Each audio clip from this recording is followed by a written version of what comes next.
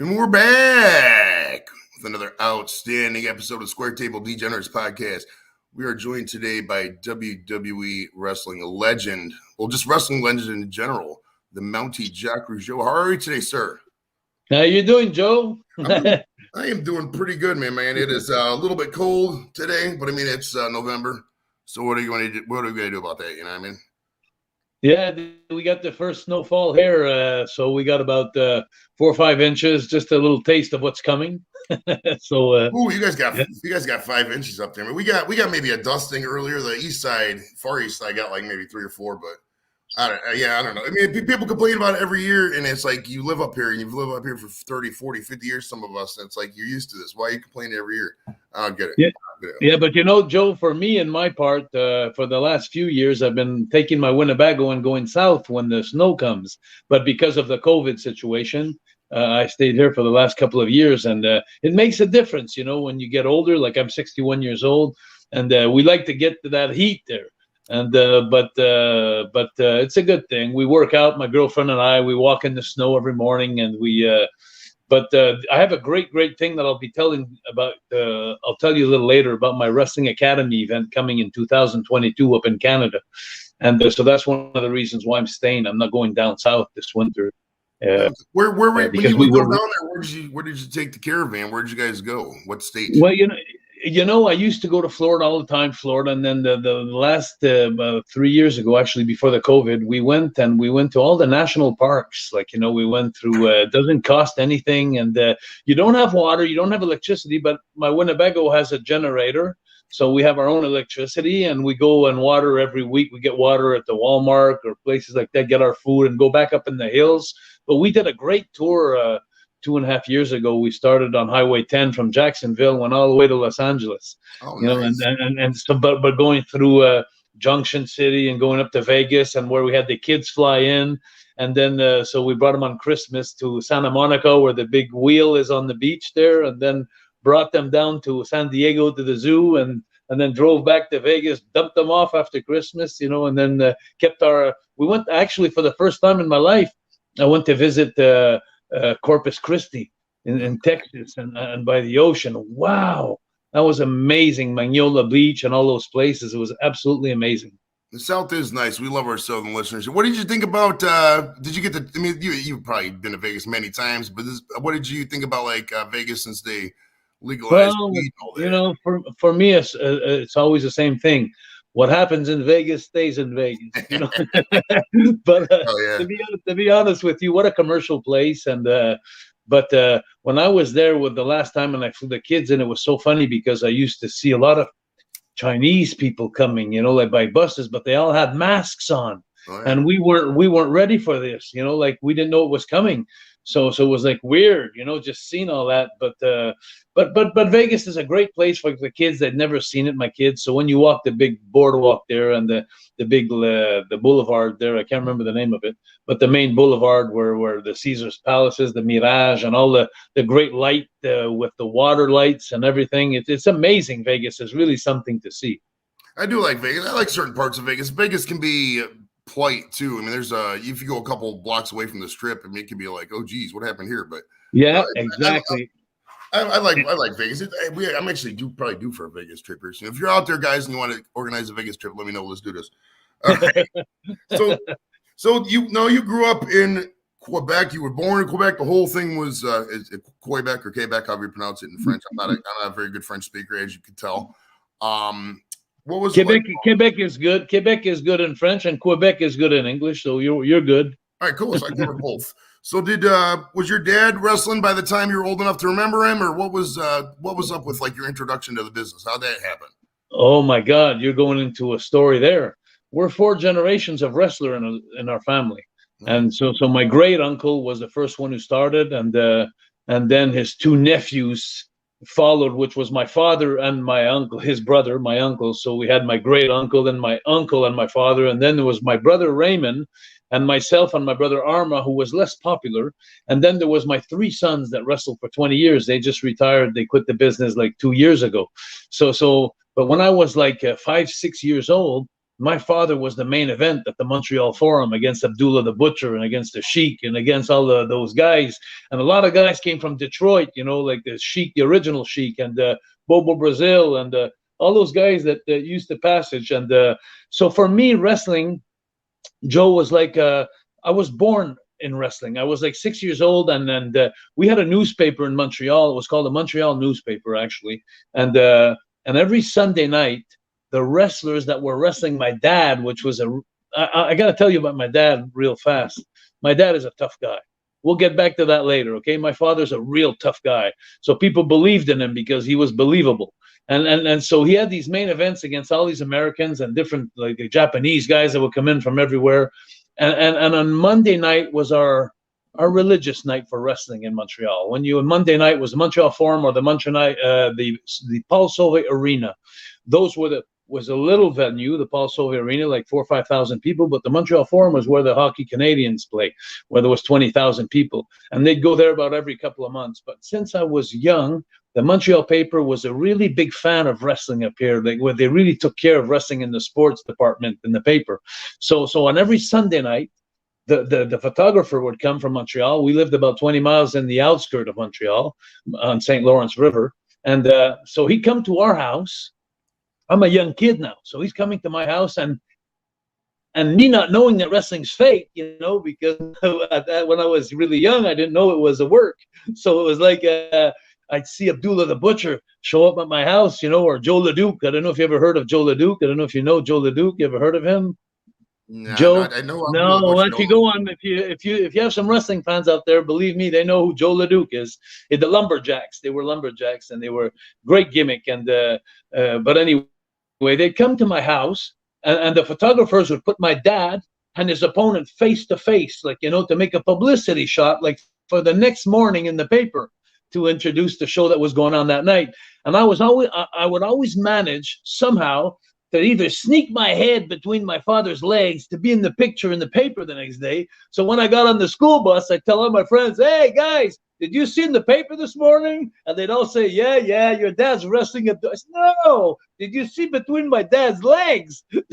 And because I was really Kodak struck when I was young. I don't know how to say it in English, but I was always running after the flashlights and the publicity. It was like in me when I was young. So the wrestling. I was born in wrestling. I was raised in wrestling. I saw my older brother, wrestle when I was younger. I took the robes off of the guys. I put the rings up, and wrestling was my life, actually. Okay, so you were just right off the rip. And at what point did you play any other sports like hockey? I mean, it's a traditional Canadian question, hockey and stuff like that. But what other common sports curling maybe? What did you? That's a one. But what other sports besides wrestling did you do when you like coming up through grammar school and high school and all that? I wasn't a very good student. I went only like to ninth grade, I think, and then I quit because I knew where I was going. But I was a good hockey player. Everybody that's born in Quebec, Canada, pretty much knows how to play hockey a little bit, because that's our national sport. Almost like football for you, the Super Bowl and all that. For us, it's the Stanley Cup, and that's what we live for up in Quebec in those days. Anyway, I'm a very athletic kind of guy. I was almost like a 4 handicap in golf. I played tennis a lot.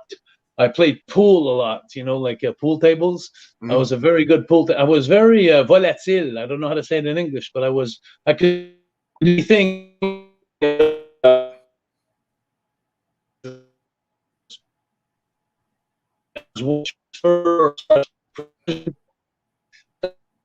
All that when I was young, and I did a lot of sports. Yeah. Now your connection got a little choppy there. Can you still hear me? You there, Joe? Yeah, I'm here. Yeah, I all I heard was yes. Yeah, I hear you, Joe. Can you hear me now? Can you hear me? All right, yeah, I can hear you. So what I played was so what I was saying is I played a lot of hockey. I played baseball. I played pool. I played tennis a lot. I was I did a lot of sports when I was young. I was very, like I said, very agile and versatile. With my timing, my weight shifts, my weight transfers. So the sports came easy to me. Okay. So you were athletic. At what point did you start to train with, or I don't know if this is true or not, but you trained with Stu Hart and those guys up in Calgary? Did you go west to Calgary and train out there in Stampede Wrestling? What was the deal with that? Amazing, Joe, that you say that. That was the first trip of my career. 1977, I went to work for Bret Hart's father and Owen Hart's. And what a great family, the Hart family, the family out west. It's like, and it was amazing. They were so nice to me too. Bret wasn't even wrestling yet. When I went there in 77, Bret was driving the bus on the loop to Saskatoon and Regina, doing the whole loop, and he was just putting up the ring and stuff like that. And but that's where I started my career. And you know, there's so much to say about the Hart family. But one thing I could tell you before you ask me is that if the dungeon in the basement of Stu Hart was real, but I can tell you I've never visited. So every time you ask me to go down to the basement, I always had something to do. I gotta go to Tim Hortons to get some coffee, Stu. Or be right back. I can go to the dungeon, bro. I love it. It was a hell of a place to go. The guys did a lot of shooting there. You know, like shooting. I don't mean with a gun. I mean shooting with wrestling moves. They were tough. They were tough guys. They were tough guys, and they liked to see in those days, like the old timers a lot, and the older guys.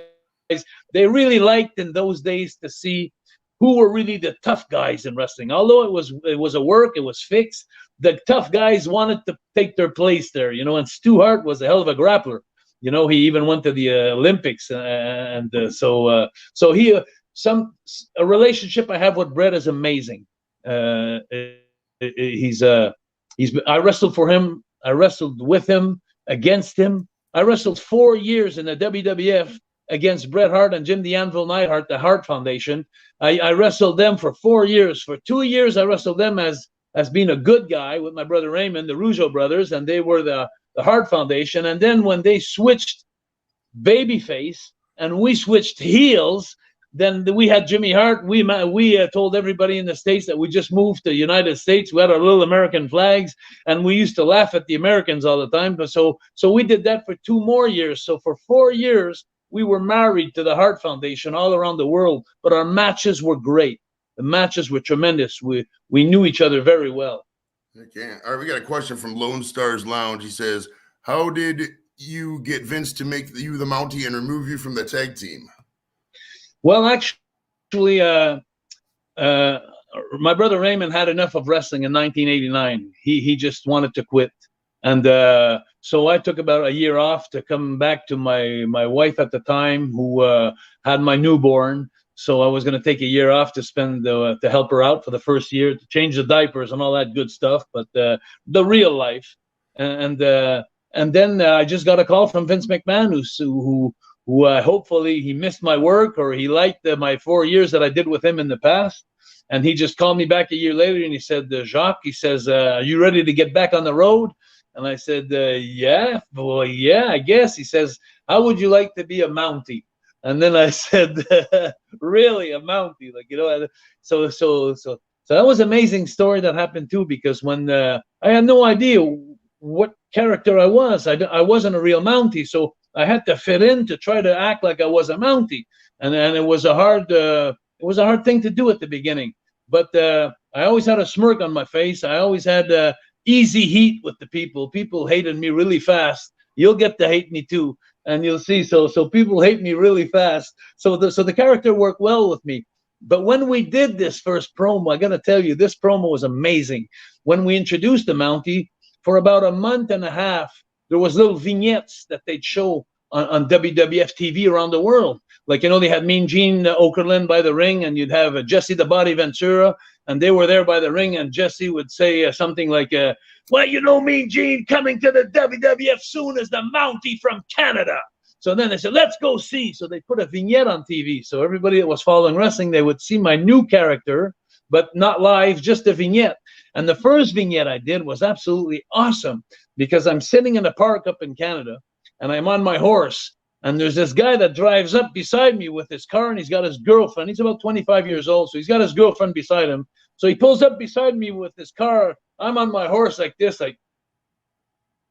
So he pulls up, he puts his window down beside me. He said, excuse me, officer. Excuse me, officer. And I'm on my horse, and I look down to him. I go, I'm not an officer on the Mountie. So the guy looks at his girlfriend in the car. He goes, holy shit. And then he looks at me and says, what a wacko, this guy. So he turns back out the window. He looks at me and he says, excuse me, Mr. Mountie. He says, can you tell me how to get back to the United States? We're lost. And I looked at him and I said, so I easily get off my horse. I put my legs slowly over the top. He's in his car. He's worried. He thinks I'm a little nut. So I look at him and I said, come here. So he looks at his girlfriend, and his girlfriend says, come on, get out.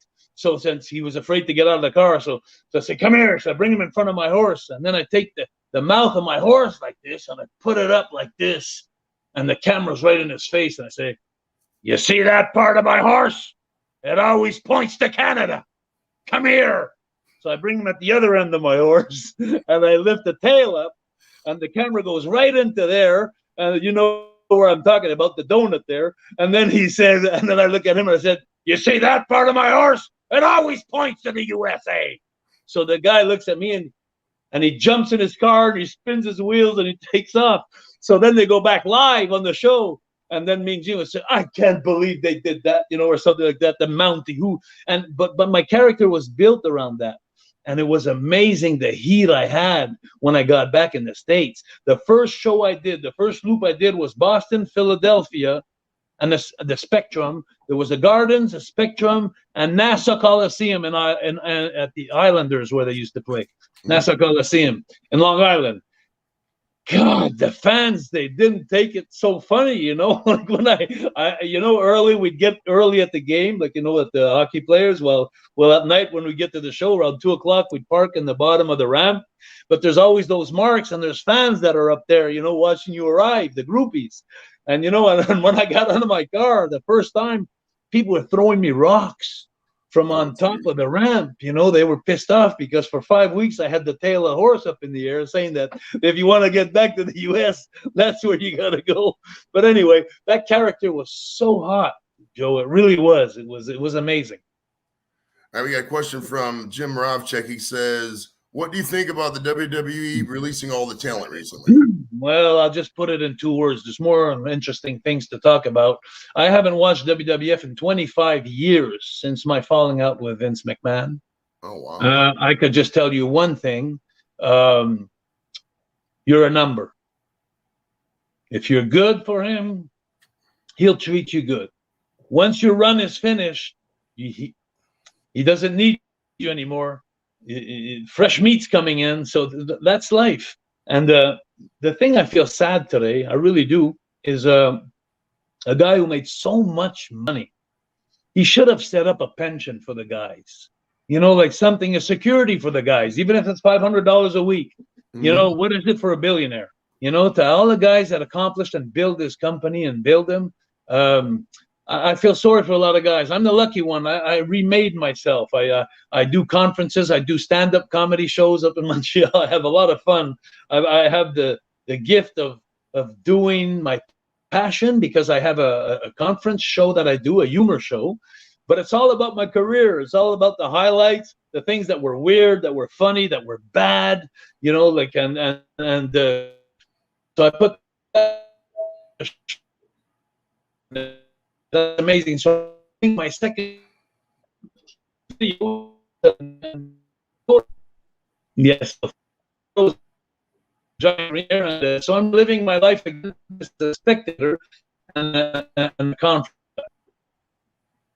All right, you broke up a little bit there. Didn't get to hear what you said in the last like 30 seconds ish. Can you still hear me, John? Yeah, I'm still here, brother. Can you hear me? I think you're still good. Let's just let the connections calm down. Sorry.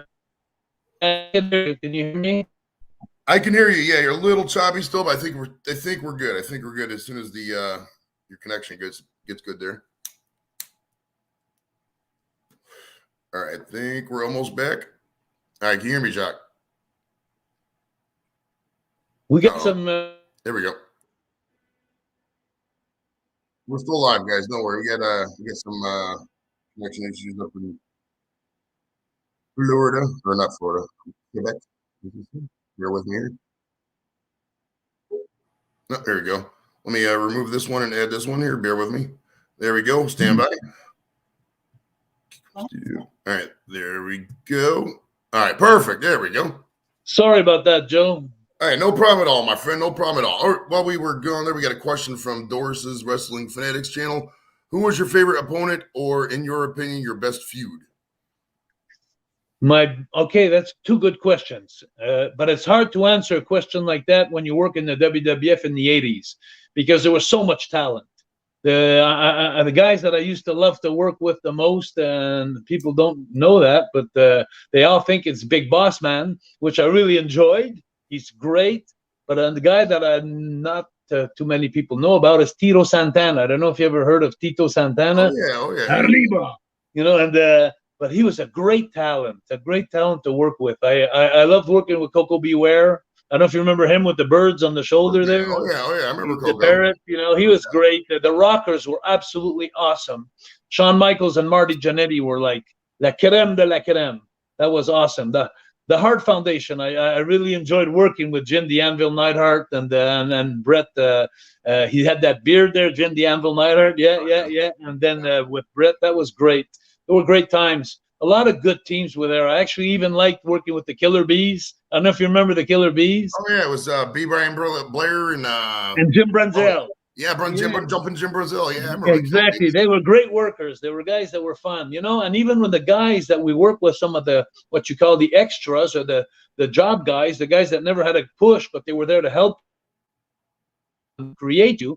I'm thinking of Barry Horowitz. I'm thinking of Steve Marty, the Brooklyn Brawler. You know, there's a lot of Iron Mike Sharp. You know, there's a lot of guys. A lot of in this business are not credited for all they did. Oh yeah. All right, let me let your connection settle here in a second. I heard everything you said, but it was a little choppy, so bear with me here. You lost me. I can still hear you. But your image froze there. I think you're getting better now. Hold on. All right, you're good-ish now. Hold on. You still on me, Jacques? Yeah, I think it's getting better. All right, you're good now. All right, cool, perfect. All right, now let's rewind back a little bit back to the 70s and 80s here. What point did you meet? I just want to say one more thing that out of the question that was asked to me, the great workers, but one of my best feuds is the Big Boss Man, the jailhouse match. I don't know if you remember that match where the loser had to spend the night in jail. Actually, you know what? Let's jump ahead. I actually had a question about that. Hold on, let me get to that question here. I had a total question about that Big Boss Man match. Bear with me here. Bear with me. So I'm sure I don't have the best end of it, but. All right, yeah, the Big Boss Man SummerSlam match, when they had you walking in, when you left the match, for those of you who don't remember the match, it's SummerSlam 1991, Madison Square Garden. The stipulation of the match was that whoever lost the match, either the Mountie or Big Boss Man, had to be carried out in handcuffs and spend the night in jail. So after you lose the match, I just watched it the other day. They put you on handcuffs, your head's down as you're walking. Now, did you put your head down just because that was easier for you? You didn't have to be embarrassed, or was that just part of the gimmick, or what happened with that? just living the character. But I'll tell you, just living the moment. If it was really happening in life, I think I'd put my head down. But anyway, it was a great time. It was, and there's so many one-liners in that video, in that match, because I was originally one of the main events that night. With Hulk was the main event. I was right underneath them on the card, but we actually went on first or second at the show, because every time there was a match that would finish, you'd have me and Gene Okerlund again and Jesse the Body on the outside the ring on the commentaries that would say, after a match would finish, they'd say, "Well, you know, Mean Gene, let's go back to the New York precinct and see how our friend the Mountie's doing tonight." And they'd show some clips after every match. And at one point it was so funny, because you really would have thought it was funny, because they were trying to put some prints with my fingers, you know, and I was pulling away because I'm an international law enforcement officer. You can't do that to me, you know, and I was really living my gimmick there, you know, and so he's, "Give me the finger." I say, "Give me my hand. Give me the finger." So finally I say, "You want the finger?" and I gave him one of those. It was one of the first ones that was ever seen in the WWF at the time. But I was so many people during my years after that say, "Show me the finger, Mountie, show me the finger." But that was funny. It was a great time in my career. That was just such a fun, silly match. I mean, the match itself was pedestrian, whatever. But the end of it, when you guys got into that van and they took off the off ramp, did they just pull back around and go back in the parking lot, or what did you guys do after that? No. But the fun part was, to be honest with you, the fun part with that was going to the precinct. I actually went to the precinct just for the fans. I went there, but then I had my car parked there, so I could take off. But the fun part is when they dragged me out of the ring. And they pulled me through the dressing room and all the way down to that's exactly, just to put everybody in perspective, the people who don't know the Madison Square Gardens, it's like it's on the 5th floor and it's where the New York Rangers play hockey. And so we were dressing up in their dressing rooms, actually, New York Rangers. But there's a ramp that goes up all the way to the 5th floor. So they had that how do you call it, paddy wagon there? They had it parked there on the 5th floor, so you could hear and the whole thing. And then but it was an amazing stunt, amazing time. Yeah, it was. Heck yeah! All right, let's rewind back to the 70s. Like I was going to take. Now, at what point you knew I was going to ask you about this one? So, at what point did you meet Mr. Dino Bravo and start working with the International Wrestling crew? Wow, Dino Bravo, actually, I've known him all my life because. He was from Montreal, so he worked a lot with he owned the business actually in Montreal with Ricky Martel and Andre the Giant and Frank Valois. They were 4 owners. Actually, there was Tony Muley also. There was 5 owners. So I worked for them for many years for Dino, as him being a promoter and stuff. So I knew Dino a lot, but I never was close to Dino. The reason was very simple. Dino and I were the spot to be baseball. You know, the hard one, you're a jack, you know, the cards, guys. So Dino's the king. I would jet that and a lot of goals. So yeah, I had a good relationship with, professionally. Definitely,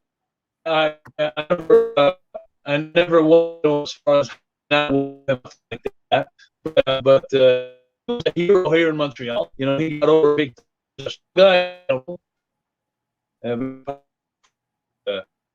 That's the relationship I think we lost some between you and me. I got a little. Did you lose me? I can still. Oh, geez. Dino, Jacques. Oh, there he's back. Hold on. There he is. Can you still hear me again, Mr. Jacques? Bear with me here. Yeah, I think I glitched up a second. All right, stand by. Can you hear me? All right, let's let it settle. Hey, Joe. I can hear you. Hold on. Yeah, we catches up. All right, bear with me here. All right, can you hear me, Jacques? All right, there we go. I hear you, my friend. All right, there we go. All right, yeah, you glitched out right when you started talking about Dino, and you say you knew him, but not too much, and that's the last thing I heard.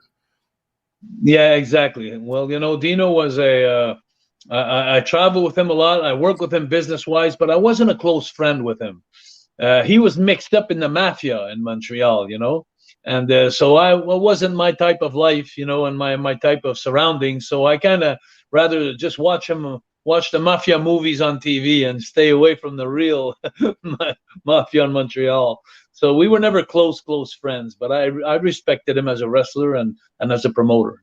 Now, can I ask you about the Dark Side of the Ring you just aired like recently?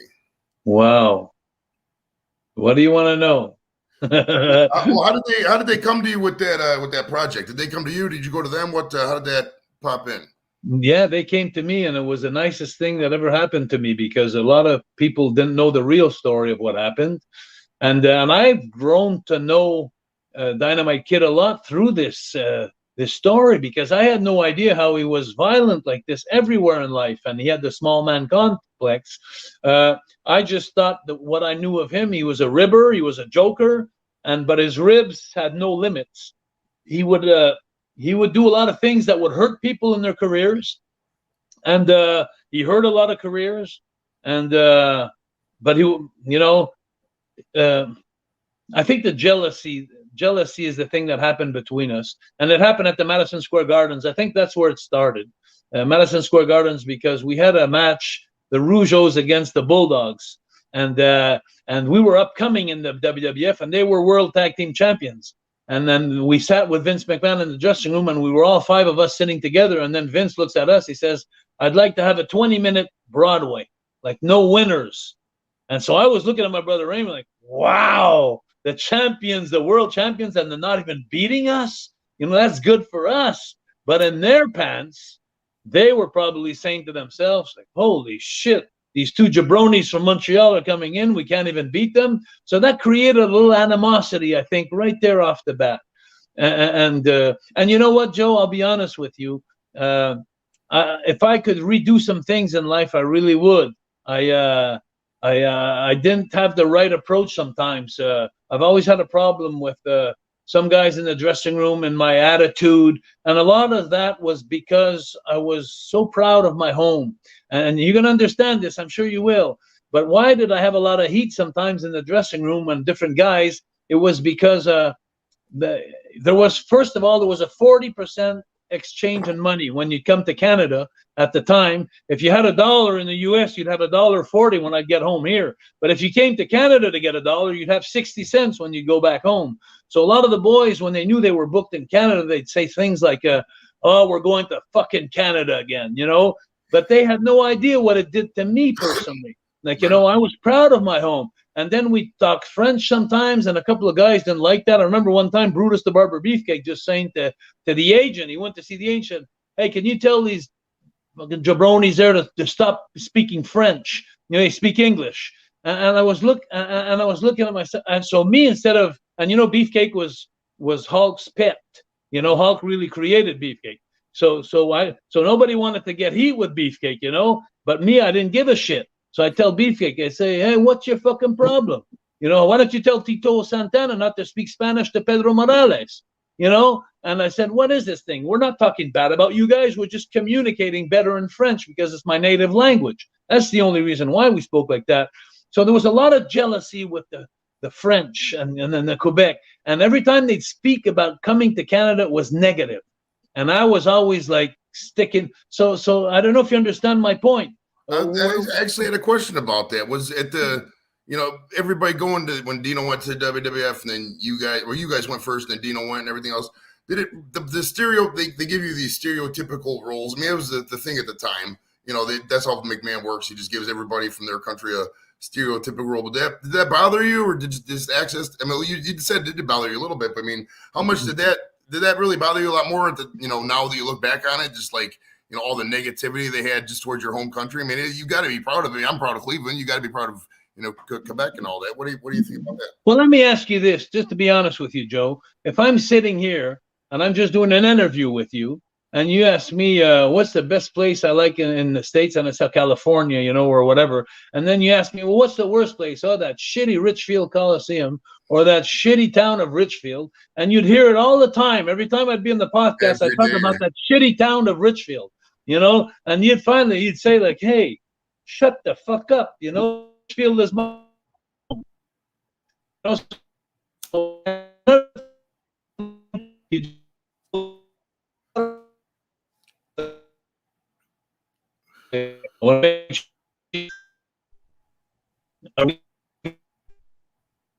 Wait, another choppiness here. Let me, Jacques. Yeah, I want to make sure me. You got a little choppy there. Can you still hear me, brother? Are you there, Joe? Yeah, I'm still here. Can you still hear me? I hear you, Joe. Yeah, I hear you. All right, cool. I can hear you still a little bit. Yeah. The last thing I heard you say that you were saying if I said everything about Richfield and then you cut out kind of right about there. Okay. I want to tell you, Joe, what I want to tell you. Can you hear me good? Yes, you're good now. Can you hear me, Joe? Yes. Okay, good. What I want to tell you is a lot of the boys they didn't know this. A lot of the people didn't know this, that I could say now. I'm not embarrassed to say it anymore. But, you know, the normal people in life are here, let's say, on a scale here. And the autistic people, the people that are less fortunate physically or mentally, are underneath. Well, if you compare these two lines, I'm probably about right here. I'm right underneath the normal people, because, and it's a problem I've had, autistic, I don't know how to say it, but the comprehension of things sometimes, they don't come as easily to me. And so I had to deal with that all my life. So it was very radical on my decision sometimes. I was very spontaneous. I have a lot of expressions sometimes. It comes out of me, and it's like so bigger than life. It's so bigger than what it really is in life. But for me to understand and to do it, so I had a lot of times when I was with the boys, when they do jokes and things like that, I would take it personally. Or I would, instead of writing it like just everybody else would, it would be like, for me, it would be different. And so I wish I could start back again my career in the dressing room. And in the ring, I was awesome. But in the dressing room, I sure like to change my attitude, that how it was at the time, not to take everything so personally. Now, if they give you a choice of a gimmick when you first came into WWF back then, would you have went with the Rougeau brothers, or would you have picked like a different gimmick? What would you have done back then in, say, 85? The Rougeau brothers was one of the best times of my life. I stuck with my brother. Me and him were like inseparable. We were a great team. It was natural for me, the Rougeau brothers. The Mountie was the most fun for me, I think, honestly. The Mountie, but it wasn't me. It's Vince that gave me that character. It wasn't something that I would have asked for. I think I actually asked to be in tag team with Raymond. They wanted to put me with Rick Martel at the beginning. And a tag team, yeah. And I didn't want that. I loved Rick and all that, but I knew my brother. And my brother, you know, there's nothing like brother, because we know each other in the ring, especially. You know, we did some moves in the ring. I didn't even have to look back. I knew he was there. I could feel him. I could smell him. I could hear him. I just knew him so well in the ring. That was our strength and our force, the Rougeau brothers, as their tag team working, like whipping the guy in the rope. And I knew already that we'd be crisscrossing in the ropes, and I'd be tagging my brother on the way, and people would never see it. And then finally the referee would explain it. Boom. So it was, I would have to say I had the right gimmick when I came in, the Rougeau brothers. The only difference I would have made, to be honest with you, I wouldn't have came in as the Rougeau brothers as good guys like we did for 2 years. I would have came in as the fabulous Rougeau brothers, you know, and right off the bat, you know, just killing them, the Americans, you know, just wishing them a happy Thanksgiving Day when it's another national birthday. You know, like I was doing that a lot on my interviews, like, hey, happy whatever day there. I'm trying to think of another national day that you have there. What's another day? Today's Black Friday, so Black Friday would be something like that, yeah. Well, something more traditional, like Easter or Memorial Day, Veterans Day. Memorial Day. So I'd come in and I'd do it. I remember that word. It was so amazing, Memorial Day, because I had so much heat. It wasn't the Memorial Day at all. And I'd be wishing them, well, I'm Jacques, and we're Raymond, and we're the fabulous Rougeau brothers, and we want to wish you a great Memorial weekend. And it wasn't the right one, you know. And then we'd say, we're so proud to be Americans now, and we moved to the United States. This is great.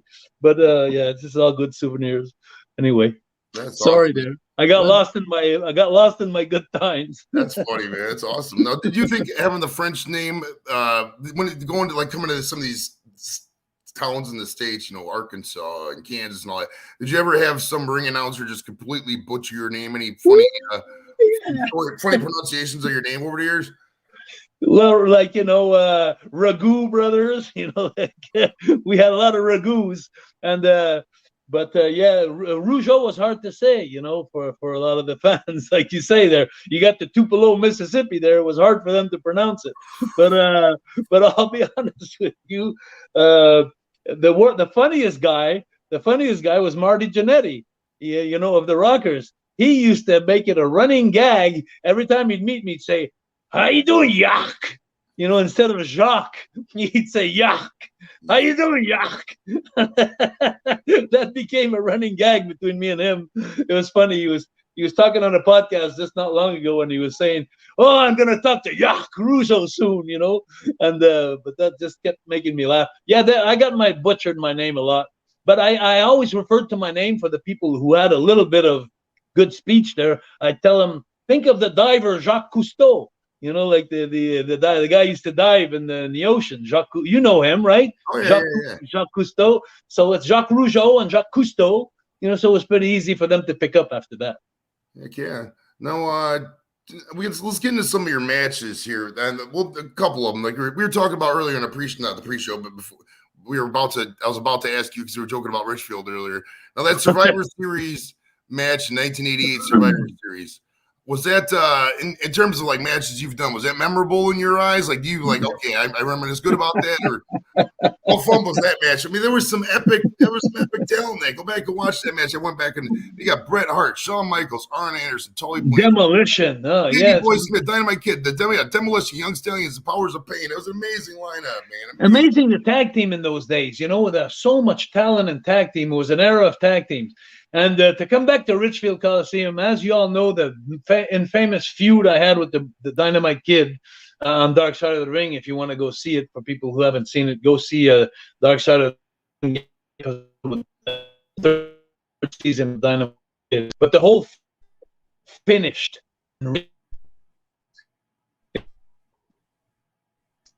You got me there, Joe? Yeah, we're still here. I heard you like you said Dynamite Kid was last thing, and then you kind of cut off for a little bit. Yeah, I'll just wait to make sure we're good here, right, you're good. And you're good let me know if we're good. You're good. We're now, good. Man. Okay, yeah. So this big feud we had finished at the Richfield Coliseum, because when he hit me like 2 weeks before that, he attacked me in the dressing room, and then I did my comeback a week later. Then he gave his notice after that for 2 weeks. He's giving his notice. So, but the last step, he said, let's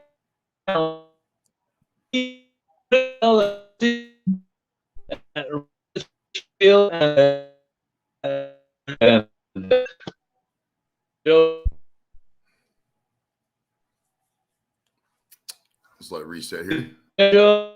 Yeah, I'm still here. Hold on. Let's wait for it to catch back here. It's dang weather and this internet. It's ridiculous. Hold on. Okay. All right, I think we're catching back up here. Bear with me. Sorry about, you know how it is with live TV, guys. It is with the internet and stuff. It happens. Bear with us. All right, hold on. You're not good yet, brother. You're not good yet. Hold on. All right, almost. I can feel it. All right, hold on. Your position changed. Almost there. You there, Joe? Yes, I'm here. Can you hear me again, sir? Oh, all right. Let's see if he has to pop back in. Bear with me, guys. There we go. All right, there we go. Okay. All right. So let me catch this back here. So the last thing that happens between the feud and me and Dynamite Kid is at the Richfield Coliseum, and where they had given their notice 2 weeks ahead of time that they were quitting the business, the Bulldogs, after that incident where I made my comeback. But the last 2 weeks, we were in the same town as them every night. And me and Raymond, we go back to back into the buildings every night because we knew there'd be a comeback, because we knew that Dynamite Kid wasn't just going to walk away like this for two French Canadians and lose his reputation of being the tough guy and being the bully of the dressing room. So we knew there's going to be a comeback. Nice. Now, for those who don't remember the Richfield Coliseum, those up here in Cleveland might remember it. But man, the Coliseum was it's like 45 minutes from my house. You got to drive down a 2-lane road, and it always snows, and you got to pay whatever they want to park. It was a horrible arena, for being real. They tore it down now. It's a nature preserve. There's nothing there. Literally, there's like a plaque, and that's it. It's nothing there. It's great. Really? So yeah. There's literally nothing there. They tore the whole thing down. Everything down is downtown at the. So anyway, Are you still me? Yeah, I was saying everything now for wrestling wise is downtown at where the Cavs play at the Quicken Little. Now it's called Rocket Mortgage Fieldhouse, but they switched. It's down now.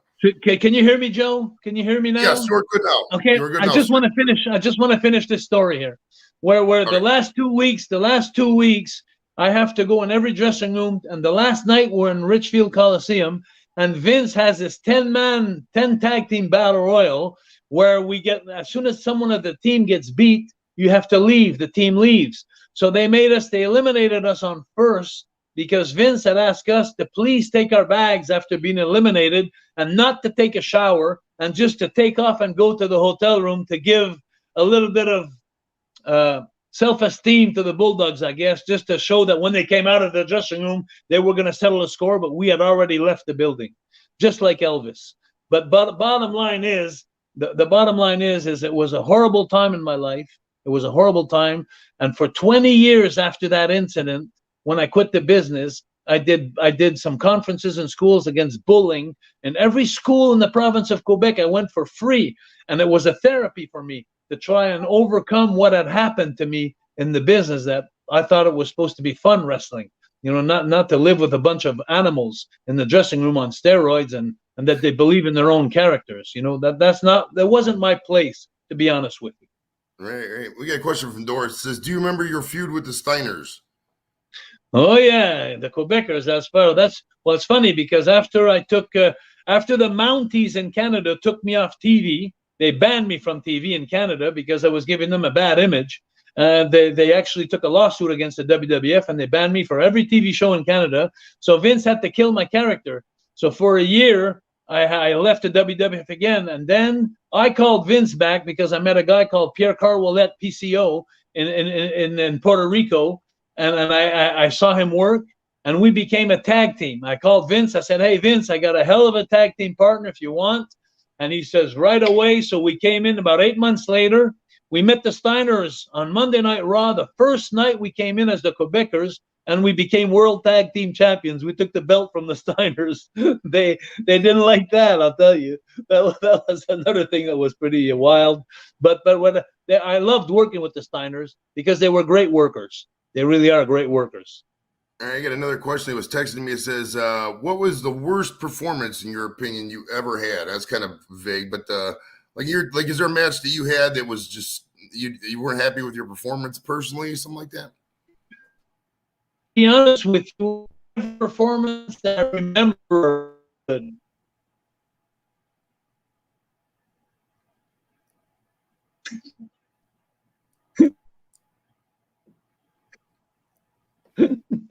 All right, there we go. Did you get that? Did you get that, Joe?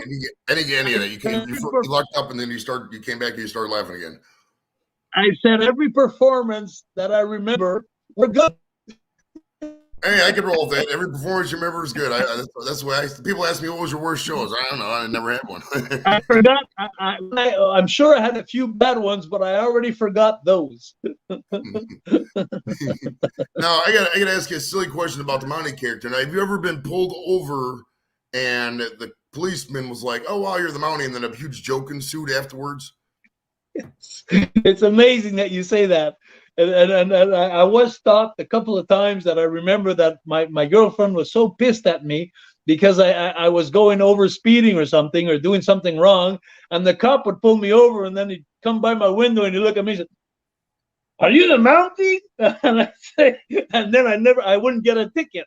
You know, so my wife, or actually my girlfriend, she was really pissed because I was getting like free passes, because you would be surprised how even though the Mounties took a lawsuit against me not to be seen on TV, the Mounties that weren't the bosses, they loved my character. All the Mounties in Canada, they were following me from everywhere. They loved it. So yeah, I was very well over. The Mountie was, and myself, to be honest with you, I was very lucky. I was in the business for 41 years.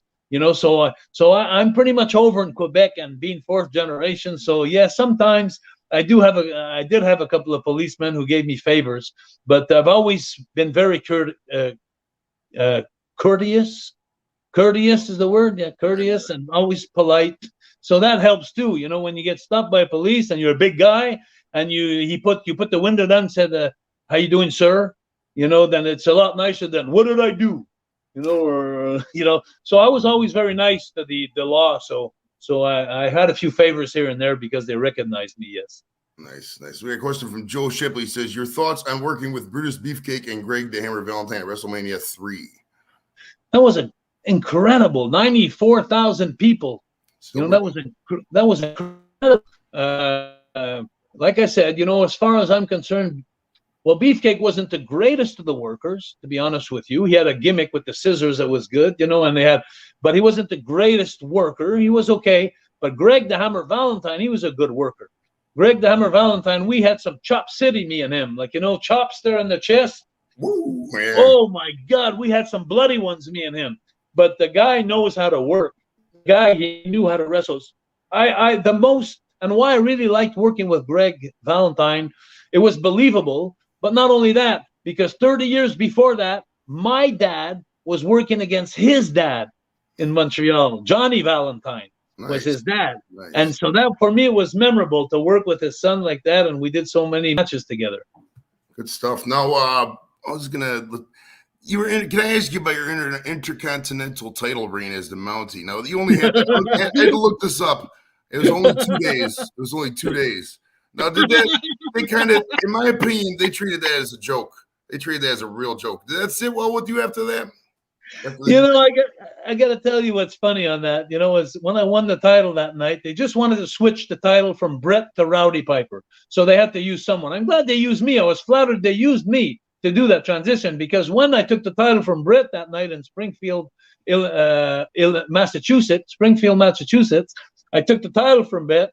So it's about 11 o'clock at night. So I called Montreal newspaper and I say, hey, I got this connection with this photographer and newspaper guy. So I said, hey, can I send you a picture? I said, I got the belt, the Intercontinental title. I said, I won it tonight from Brett the Hitman Hart. Can I send you a picture? So he says to me, he says, oh, Jacques, he says, call me at the beginning of the week. And he says, I'm pretty busy now with hockey. And I said, no. I said, you got to take the picture now, because I said in 2 days from now, I'm not going to be champion anymore.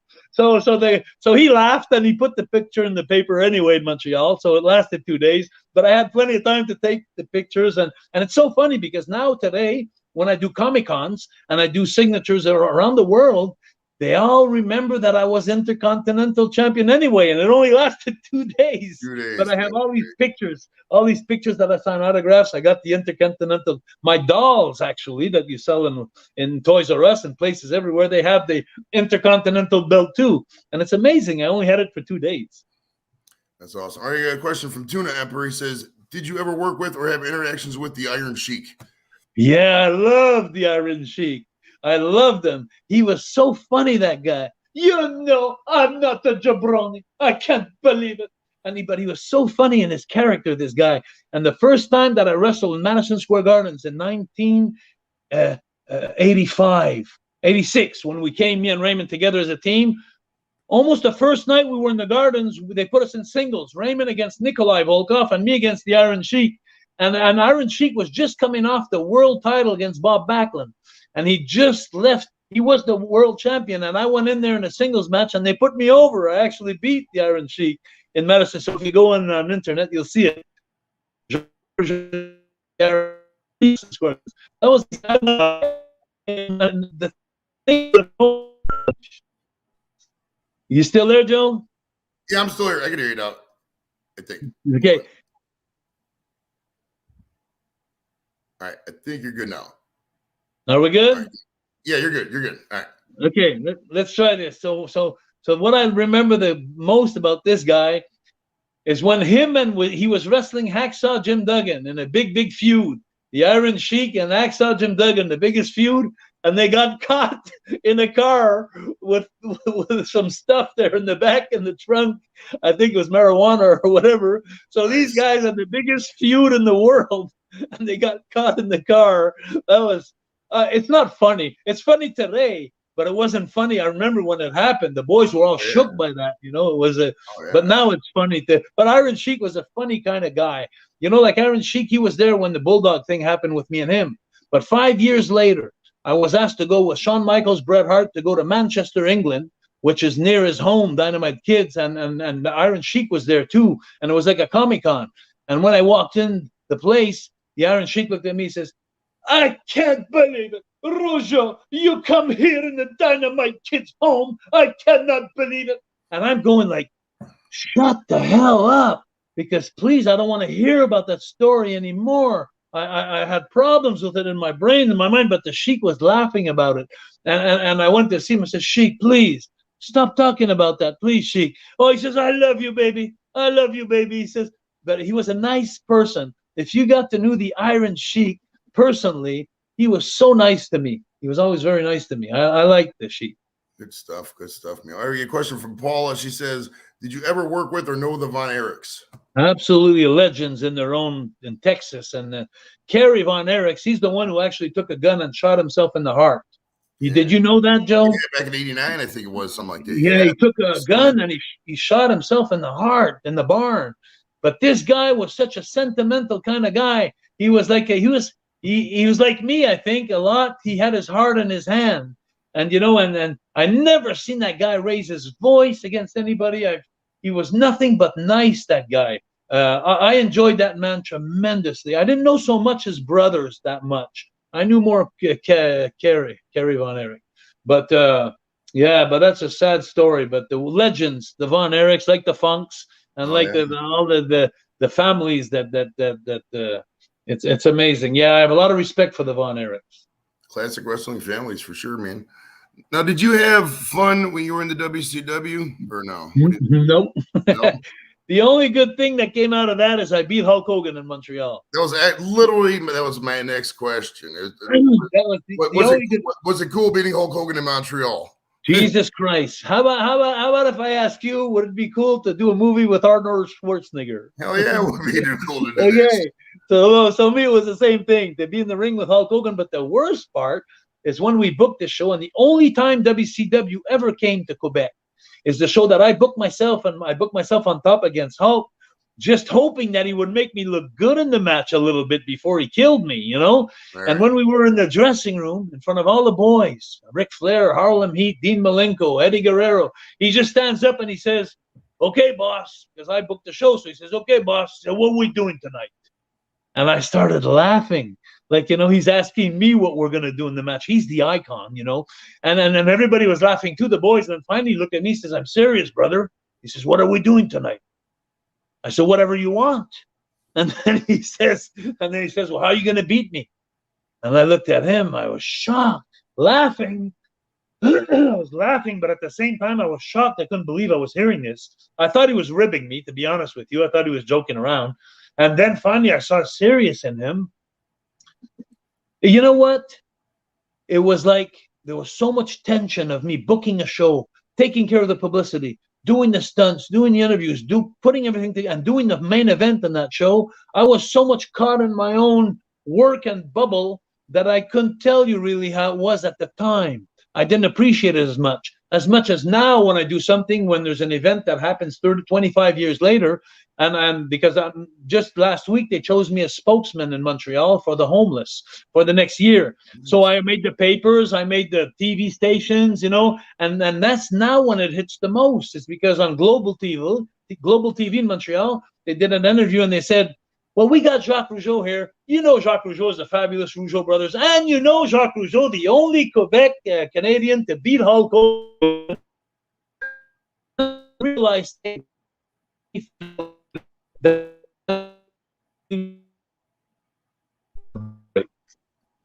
right, hold on. We can get back here. Bear with me. Can you hear me, Jacques? I'm say that it's after 30 years that now my notoriety, can I say that word, notoriety? Oh, yeah. And then it grew so much because of Hulk. Heck yeah. Notoriety, I think that's the word we're looking for. Notoriety. Yeah, notoriety. Yeah, exactly, Joe. Exactly. So that grew so much since that match. Question from Rick Yem, Ice Road Trucker, former guest last week. Nice. He says, who was your first match in professional wrestling? He wouldn't know him, but he's a local guy from Montreal, a Black Diamond, he used to call him. And the guy came and practiced with me in my barn. We had horses when I was young.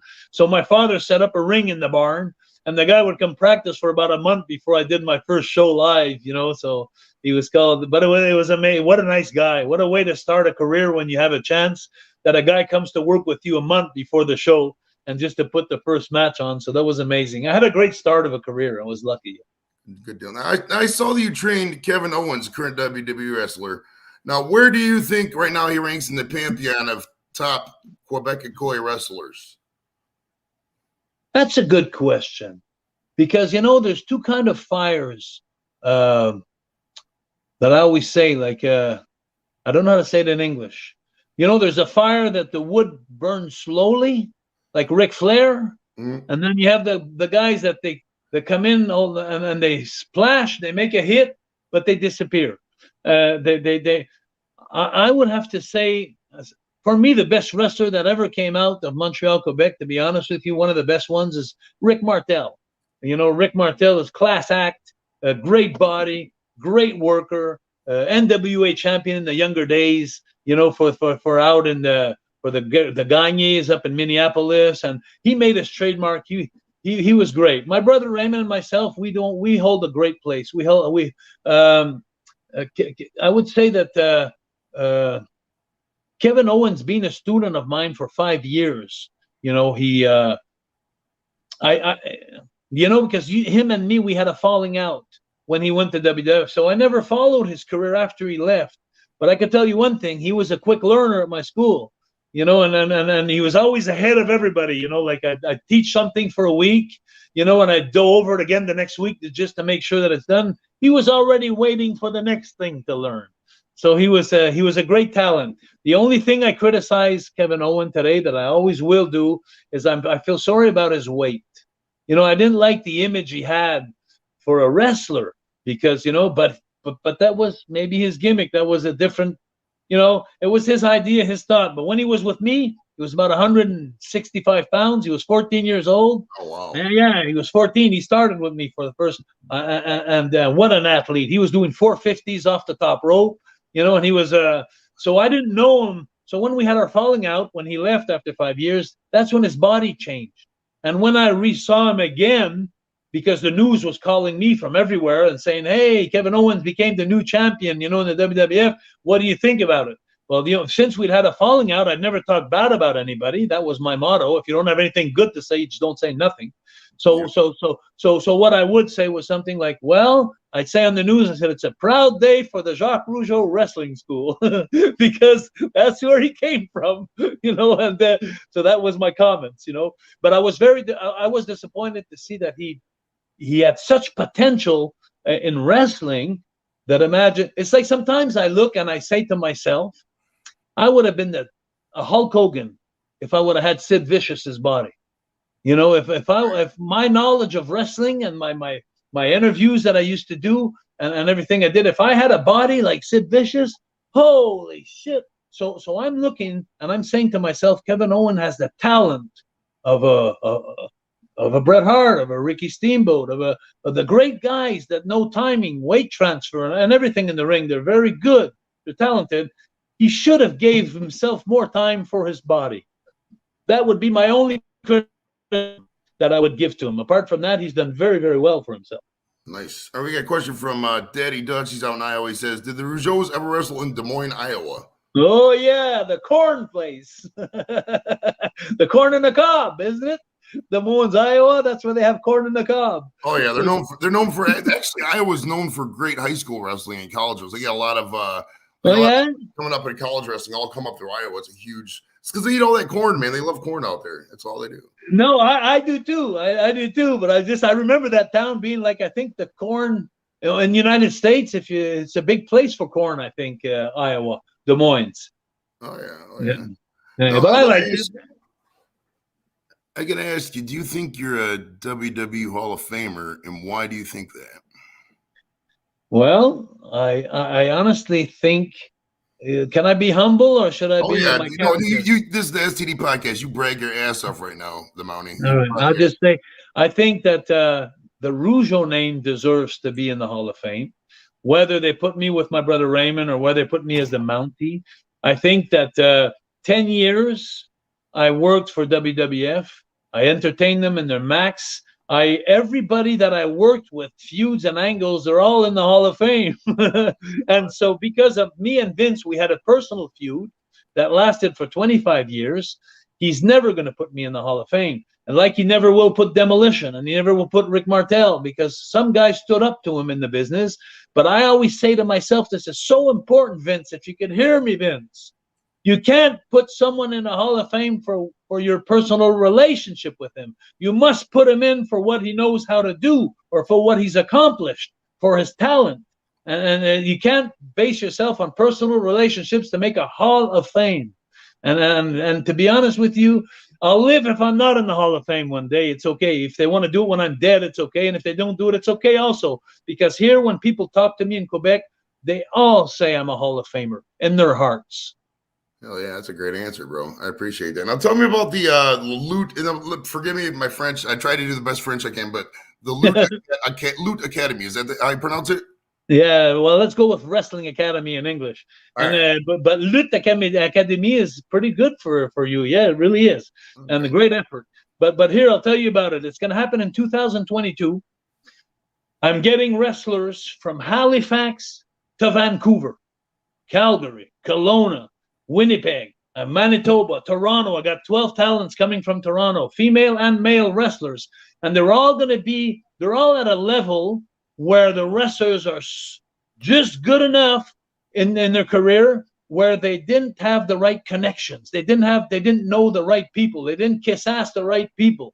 They just didn't have a chance to get in the big leagues, but they're as talented as I was when I was younger. And so I'm recruiting all these unknown talent, and I'm putting them like in a competition where it's going to be, the people are going to vote for who keeps them and who lets them go.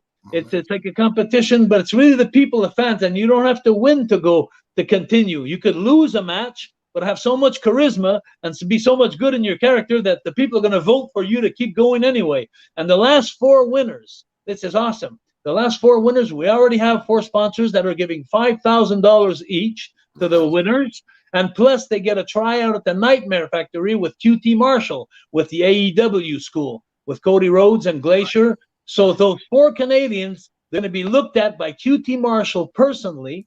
So that's going to open some doors for a lot of Canadians who never had a chance to go work in the States or to never have a break. I'm not promising anything to my winners. I'm not saying you're going to AEW. That's not at all. You're just going to the school where they recruit for AEW. And from then on, you're going to have to make your own way. But the great thing is QT Marshall is going to be, not only he's owner of the Nightmare Factory, but he's also going to be a guest judge on my show in Canada to choose at the finals.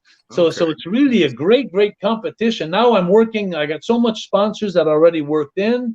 I got 47 wrestlers already subscribed. I was hoping for 40, and it's going on till the end of December. So people recruit. I had so many recruiting wrestlers that were writing in from Texas, Carolinas, Hawaii, from Manchester, England.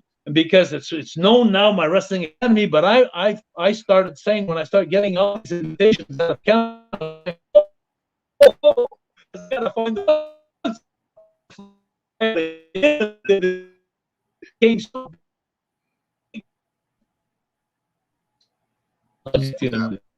hold on, you froze there for one more second. Bear with me here while we connect back.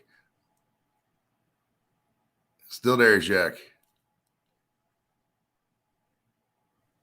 Oh, I think he's back. Hold on. Almost. Live TV, folks. It happens. Yeah, well, still there, Jacques. Hold on. Bear with me. I can see you smiling, so hold on. Let me this connection reset here. Stand by, guys. Good. All right. You still hear me, Jacques? Very clear. All right. Hold on. I think we're almost back. Can you hear me now, brother? Oh, he dropped. Let's see if he should come back here in a couple seconds. Bear with me here, guys. I appreciate everyone for checking out the show tonight. And if you haven't already, please subscribe. Click that subscribe button. Bear with me here. I think Jacques should be back momentarily. We left off with the Loot Academy. There we go. He's back. Hold on. Sorry about that. Left off with, what do we? Yeah, I know where I'm at. So all this to say that this competition is going to finish with 4 winners from Canada, female and male wrestlers. It's a great tournament, and I'm probably going to do this for the next 6-7 years. Except next year, I will do it with the Americans. and I will do it worldwide because but this is my first year to do it. So I'm starting just for Canada. But what a great opportunity. And the most important thing for me, I'm not doing this for the money. I'm doing this because I was born in wrestling. I live wrestling. My passion is wrestling. And 3 years ago, when my sons quit the wrestling and the COVID hit, I swear to God, in my own words, I could tell you a depression, or I could have took my life away. Because when you take wrestling out of my life, you take everything. And then the COVID hit. It was really hard for the last 2 years for me. And then finally now I got this project who brought me back to life. And, I feel great about myself. I'm 61 years old right now. And it's too bad I'm dressed up like this and I'm inside, because if we were on a mat, I could show you a nip up. You know what a nip up is? A nip up? I do not actually know. A nip up is something when you lay on your back and you just kick your feet up and you land standing up from one shot. The wrestlers do that. Oh, yeah. Okay. And I'm 61 years old and I can still do that. So I've never been able to do that, and I'm only like however old Tom Brady is. I'm that old. I don't try to remember how old I am anymore. It's way too well, it's something that you have or you don't. But I'm sure you have your highlights and your great things. That was one of my things, the nip up. But at 61 years old to still do it, I'm just happy because I'm living my passion again. So Wrestling Academy. What I want to suggest everybody, if they have a chance, because you could call in and vote anyway. You'll be able to call in and vote for the wrestlers you want to keep in that. But it's go on JacquesRougeau.ca. So Jacques Rougeau, you see how it's spelled at the bottom here of my picture there? It's very well spelled. JacquesRougeau.ca. And you'll go see my website. And what I'm having now, which I started a week ago, which is going to get much bigger, is I have my boutique. Where you sell your gifts, and stuff like that, T-shirts and bubble heads and stuff like that. So that's going to be really cool. So if people want to go on my website, they'll follow my podcast. They could follow my Wrestling Academy. They could follow my conferences in the schools. There's so many things on my website, which is really nice. So I'm alive. I'm alive, Joe. I'm alive. Alive and kicking. Is there anything else to promote besides the Academy? And how can people get a hold of you, sir? JacquesRougeau.ca. JacquesRougeau.ca. Everything's on there. JacquesRougeau.ca. And thank you so much, Joe. And I really apologize for the storm we had today, the ice storm. And I know that's hurting us. And I hope it didn't hurt your show too much. Oh, not at all. It's live TV. People understand. Most of us are from the North. We understand great under shitty weather. It happens, brother. And I'd like to thank you for coming out so much. This was a great time. I really had fun with this. The audience had fun with this, and I wish you the best luck in your academy, everything you do, my friend. Appreciate it. Thank you very much, Joe. All right, guys. We'll talk to you next week, and that's all we got. Be sure to subscribe. Everybody out there, if you haven't subscribed already, subscribe to the show right now. We'll talk to you guys later. All right, bye.